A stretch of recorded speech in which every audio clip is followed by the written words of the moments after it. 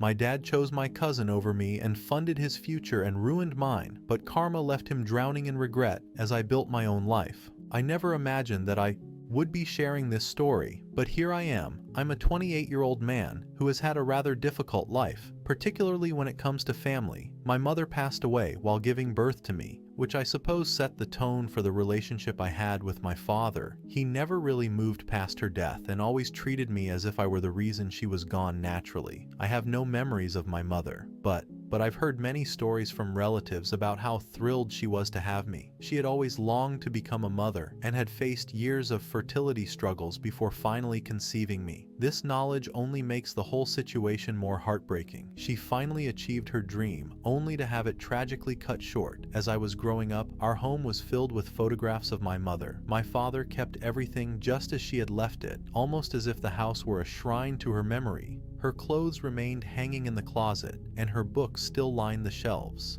It felt as though I was living with the ghost of a woman I would never have the chance to know. Sometimes I would sneak into their room just to touch her belongings, trying desperately to forge some sort of connection with the mother I never met. My relationship with my father, however, was entirely different. He was there in the physical sense, but emotionally, he might as well have been on a different planet. He went through the basic motions of parenting, ensuring that I was fed, clothed, and made it to school on time, but there was never any warmth or affection. No hugs, no words of love, not even a simple pat on the back for a job well done. I always felt like an outsider within my own home. Most days my father would barely even look at me, let alone engage in conversation. When he did speak to me, it was usually to criticize or compare me to my cousin Jake. Jake's father, my uncle, died in a car accident when Jake was 7, so my father kind of took him under his wing. I still remember the day we received the news about my uncle's death. It was a rainy Tuesday afternoon, and I was sitting at the kitchen table working on homework when the phone rang. My father answered, and I watched as his face crumpled while he listened to whoever was on the other end of the line. That was the first and only time I ever saw my father cry. After hanging up the phone, he sat down heavily at the table and stared off into space for what felt like hours. Jake began to spend a lot more time at our house after that. I was excited at first. I thought that having another kid around might make things more fun and might even help my dad open up a bit. But it didn't take me long to understand that Jake's presence made my relationship with my dad even worse. He often asked, "Why can't you be more like Jake?" Or Jake would never do that. It seemed like Jake was the son he had always wanted, and I was just there. Jake was sporty, friendly, and charming, which I wasn't. Jake was the life of the party while I was shy and liked to read. It was delicious for my dad. I worked really hard to make my dad happy. It never seemed like enough. I tried to learn about his interests, got good grades, and joined every sports team. My dad thought Jake could never do a bad thing. He would compliment Jake on the smallest things, but I never got any credit for my own accomplishments. I won a science fair at school. When I was about 12 years old, my project was a complicated model of the solar system that could move. I worked on it for weeks. I could hardly wait to tell my dad. I thought this would finally make him happy. His laughter and talk with Jake about a football game made me laugh. When I got home, I told him I won, but he just nodded and went back to talking to Jake. It felt like I wasn't there at all. It gets worse as we age. Because of the bias, people always made fun of Jake and me because we were in the same grade. I did better in school than Jake did in high school, but my dad would always find ways to downplay my achievements. "Well, Jake's got more important things to think about than just grades," he would say during one parent-teacher meeting. My English teacher raved about an essay I'd written. She told my dad it was one of the best papers she had ever seen from a kid my age, and that she thought I would make a great writer. My dad just grunted and asked if this would help me get a big grant for sports. The teacher looked confused, and I was so embarrassed that my face burned. In spite of this, there remained a part of me that still yearned for changes. I reasoned that perhaps everything would be fine if only I could locate the appropriate thing, the magic key unlocking my dad's adoration. I pursued that unattainable dream all of my childhood, and during my teenage years, when it came time for college, the true kickback was I had pushed my ass, enrolled at a decent university, and been ready to launch my future. Though I knew money would be limited, I reasoned my dad would contribute at least somewhat. Boy, I guess I was mistaken the day I overheard my dad on the phone with Jake, informing him he would pay for his whole college tuition. "Will always be with me."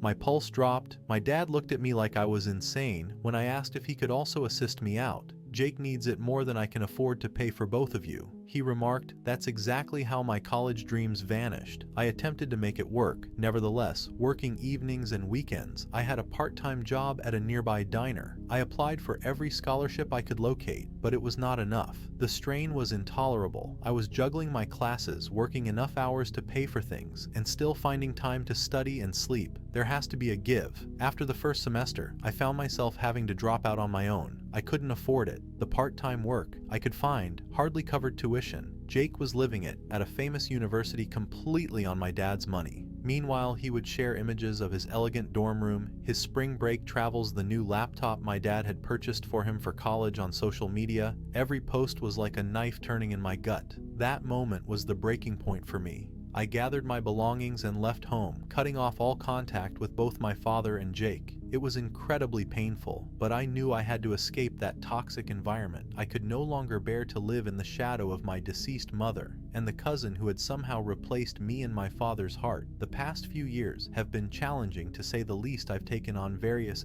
jobs, doing whatever I could to make ends meet. I've waited tables, worked in construction, pulled night shifts at gas stations, anything to ensure I had a roof over my head and food to eat. It has been difficult, especially when I see updates from Jake on social media about his incredible college experiences and the great job he secured after graduation. But despite everything, I'm gradually building a life for myself, on my own terms. I now have a decent job, not something extravagant, but it covers the bills. I'm working as a manager at a local bookstore. It's not the career I envisioned, but I find solace in being surrounded by books all day. In addition, I'm taking night classes at the community college, working toward the degree I've always wanted. It's not an easy journey, but at least I'm making it on my own along the way. I've made some great friends, people who accept me for who I am, not for who they want me to be. They have become the family I never truly had. We have weekly game nights, go on camping trips when we can afford it, and support each other through thick and thin. It's far from perfect, but it's mine, and that makes all the difference. I thought I had left all that family drama behind me, but life has a funny way of throwing curveballs when you least expect them. Yesterday, I received a call from a number I didn't recognize. When I answered, I was stunned to hear my dad's voice on the other end. It had been 3 years since we last spoke, and now he was reaching out for help. I'm not entirely sure how to feel about this, but one thing is certain. I am no longer that kid desperate for his approval update. It's been a week since my dad's unexpected call, and I'm still trying to process everything that happened. Speaking with him on the phone brought back a plethora of memories, the majority of which were not good, but his voice was different, older, more worn out, more desperate. He began with small talk, asking how I was doing. It felt awkward and forced, as if he was trying to pretend the last few years hadn't happened. Then he got to the real reason for his call. He needed money, and a lot of it. At first, I was too shocked to respond. This was the man who had never given me a dime for college, who had chosen my cousin over me time and time again, and now he was asking me for financial help. The irony was not lost on me. When I finally found my voice, I asked him why he was coming to me. What about Jake? His golden boy, shouldn't he be the one to help out? My dad fell silent for a moment, then mumbled something about Jake being busy with his new job and not having the means to help. Right now, I couldn't help but laugh after years of being told how much better Jake was, how he deserved the opportunities I didn't. Now I was supposed to be the one to step up. I made it clear to my dad exactly what I thought about that idea. I suggested he go talk to Jake instead, since he had always been the favorite anyway. There was a long silence on the other end of the line. Then my dad started to say something about how he regretted some of the choices he'd made, how he wanted to make things right, but I cut him off. I told him it was too little too late. I'd spent years trying to earn his love and approval, and now that he needed something from me, he was ready to play the remorseful father. I ended the call. Shortly after that, I experienced a range of feelings. As soon as I hung up, I turned him away, and part of me felt bad about it, since he was still my father, but a bigger part of me felt relieved. For the first time, I had stood up for myself against him. I didn't cave into the need for his approval that had driven me for so long. The next few days were tough. I kept replaying the conversation in my head, wondering if I had done the right thing. I thought about all the times I needed aid, and he wasn't there. Sure, it was the college tuition, but it was also the little moments when a child needed their father's school activities, girl advice, and learning to drive. He had been missing throughout. I remembered my first heartbreak when I was 16. Her name was Sarah, and I thought she was the one we had been dating for 6 months when she broke up with me for one of the football players. I was devastated. I came home that day, eyes red from crying, and my dad was in his usual spot on the couch watching TV. He looked up when I walked in. I stood there for a moment, hoping he would ask what was wrong, but he just grunted and told me I was blocking the screen. I went to my room and cried myself to sleep that night, or the time I got my driver's license. Most of my friends' dads had taught them how to drive, but not mine. I had to beg my neighbor Mr. Johnson to teach me. When I finally passed the test, I came home excited to share the news. My dad was in the garage working on his car with Jake. I showed them my new license. Jake congratulated me, but my dad just nodded and went back to explaining something about the engine to Jake. I don't think he ever let me drive his car. Another thing that made me think was what kind of trouble he was in to need my money. My dad was always very proud, almost too much. It has to be important for him to reach out in this way. Even with everything, I was still a little worried about him. But then I thought about all the times I'd been worried about my own future because I wasn't making enough money since I had to quit college. What did he care about? Then I had to work things out by myself, which I did. I made my own life without his help. Why should I help him right now? I remembered the year I lived on my own after moving out. In order to start over, I moved to a new place where no one knew me. I got any job I could find and found a tiny studio room that I could barely afford. I cleaned during the day and worked as a bartender at night. I was always tired, but I was able to get through it on my own. When I got home from work at the bar, some nights my feet hurt and smelled like smoke and beer. I wondered if I had made a mistake. I could have put my pride aside, stayed home, and tried to work things out with my dad. But then I remembered being judged all the time and never feeling good enough, and I knew I had made the right choice. I started to feel better about my choice as the days went by. I understood that by not giving in to his request, I was finally giving him a handle on things. I wasn't the same kid he used to be able to ignore and push around today. I'm an adult. I choose for myself, and I don't owe him anything. I couldn't help but be interested, though, what had exactly caused this to happen. What happened that Jake, the perfect child, couldn't or wouldn't help? There were times when I wanted to find out more about what was going on with my dad and my cousin, but I hesitated. Did I really want to open that can of worms? Was it worth potentially stirring up all that old pain and resentment? I thought about getting in touch with Jake's mom. My aunt, even though she was sometimes cold, she was always nice to me. She might understand what's going on. The last time I saw her, though, was at a family get-together right before I left for work. She gave Jake a big hug and told him she was proud of him for getting into such a good college. She only gave me a weak smile and a pat on the shoulder. When it was my turn to leave, I made up my mind not to call her. I'm still not sure what to do next. As I write this report, a part of me wants to forget about the past and keep focused on my own growth in life. On the other hand, I can't help but wonder what's going on between my dad and Jake. Now that I think about it, only time will tell if I decide to look into it more or not. Update 2. It's been about a month since my last update, and a lot has happened. Despite my initial hesitation, my curiosity got the better of me. I decided to do some digging to find out why my dad suddenly needed help and why Jake wasn't stepping up. I started by reaching out to a few family friends who were still in touch with my dad. At first, they were reluctant to share much, but eventually, I pieced together a pretty clear picture of what had been going on. I called Mrs. Peterson first. She had been my mom's best friend and had always been kind to me. Growing up, she seemed surprised to hear from me, but was happy to chat. After some small talk, I steered the conversation toward my dad and Jake. Mrs. Peterson hesitated, then sighed deeply before starting to fill me in. It turns out that my dad had gone all in on supporting Jake far beyond just paying for his college tuition. He had helped Jake with the down payment on a house, bought him a car, and even invested in a business venture Jake wanted to pursue. To do all this, my dad had taken out loans and maxed out his credit cards. He was drowning in debt, all for the sake of giving Jake the life he thought he deserved. Mrs. Peterson told me about a conversation she had with my dad a few years back. He had been bragging about Jake's successes, talking about how he was going to be a big-shot businessman one day. When she asked about me, my dad had just shrugged and said he hoped I was doing okay. The indifference in his voice had shocked her next. I reached out to my old neighbor Mr. Johnson, the one who taught me how to drive. He had always been observant and filled me in on some of the more recent developments. Apparently, Jake had convinced my dad to invest in a startup he was launching with some college friends.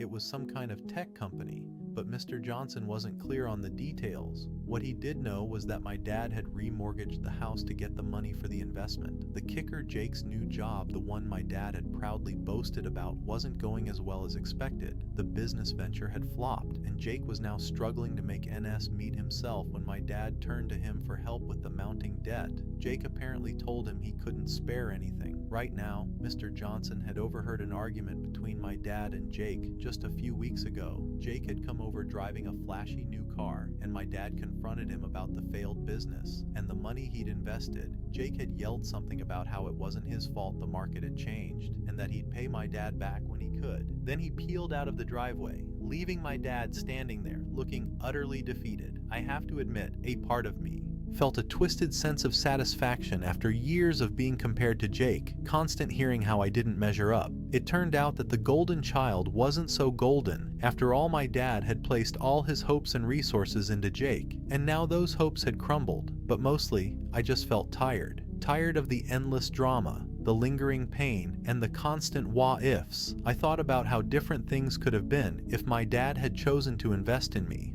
the way he did in Jake. Maybe I would have finished college, and perhaps I'd be in a completely different career today. But then again, maybe I wouldn't have learned the invaluable lessons I did about self-reliance and perseverance. I remembered the tough times after dropping out of college, how I juggled multiple jobs, often scraping by on ramen noodles and cheap coffee. I thought about the long nights I spent studying, after exhausting shifts driven by the determination to improve myself. Even without the benefit of a formal education, it had been a hard journey, but it shaped me into the person I am today. I wasn't sure if I should tell my dad what I had learned after some thought. I chose to text him. I told him I knew what was going on with Jake and the bill. I didn't offer to help, but I also didn't brag. What I really said was that I hoped he could see now that the decisions he made had effects on both of us. After a few hours, he answered. He said sorry, and a lot of things in a long message. He told me that he knew he had been unfair to me, and that his grief over my mom's death had made him lose his temper. He talked about how proud my mom would have been of the man I'd become. Even though he wasn't a great dad, he asked if we could get together and talk. I thought about that message for a long time before I decided what to do. I still had a little boy inside me that wanted his dad's love, so there was a part of me that wanted to say yes. I imagined a time when we'd get together, talk things out, and our relationship would be fixed magically. But as an adult who has had to work hard for everything I knew better, I reflected on all the important milestones in my life that my father had missed, like my high school graduation, where I scanned the audience hoping to catch a glimpse of his face, only to feel the sting of disappointment. I thought about my first apartment, which I furnished with secondhand items and a lot of determination, and the promotion I recently received at the bookstore, a moment I had no one to share with except my friends. In the end, I decided to respond to my father, letting him know that I was not ready for a meeting. While I acknowledged his apology, I made it clear that words alone could not erase the years of neglect and favoritism I had endured. I expressed my need for time and space, and I told him that he needed to respect that boundary. I also made it abundantly clear that I would not be bailing him out financially. His decisions had brought him to this point, just as my decisions had led me to where I am now. It was not my responsibility to fix the mistakes he had made. As I sit here writing this update, I feel a sense of relief, not happiness exactly, but as if a weight has been lifted from my shoulders. For so long, I carried the burden of trying to earn my father's love, constantly questioning what was wrong with me that made him favor Jake. Now I realize it was never about me at all. It was about his own unresolved issues, his inability to cope with loss and grief. I am uncertain about what the future holds for my relationship with my father, or whether there will be any relationship at all. Perhaps one day we will have a genuine conversation about everything that has transpired. Perhaps not. For now, I am focusing on my own life and personal growth. I am continuing with my night classes, diligently working toward that degree. I am also building relationships with people who appreciate me for who I am, not for who they want me to be. Just last week I helped my friend Sarah, not Sarah from high school, move into her new apartment. As we unpacked boxes and arranged furniture, it dawned on me that these connections, this chosen family, are what truly matter, not the approval of someone who was never able to recognize my worth. Life is not always easy, but I am forging my own path, and for the first time in a very long time, I feel like I'm exactly where I meant to be. I do not know what tomorrow will bring, but I am confident that I will face it on my own terms, with the strength I have developed through years of self-reliance. That is something my father's favoritism can never take away from me.